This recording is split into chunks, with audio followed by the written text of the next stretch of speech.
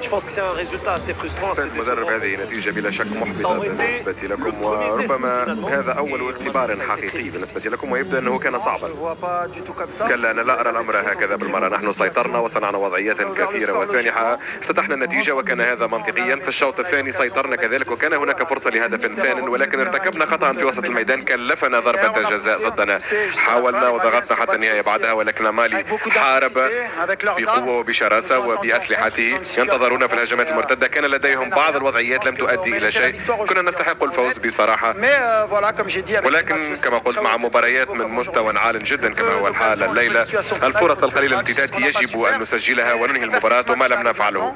أنا سعيد بأن تأتي هذه المباراة الآن، لأن هذا يطمئننا بالنسبة لأسلوب لاعبنا، بما أننا نسيطر ونحن جيدون، لدينا شخصية قوية كذلك، ونصعد النسق شيئا فشيئا. هذه المباراة ستساعدنا في التطور، والأهم بالنسبة لنا هو أن نفوز في المباراة القادمة كي ننهي في المركز الأول.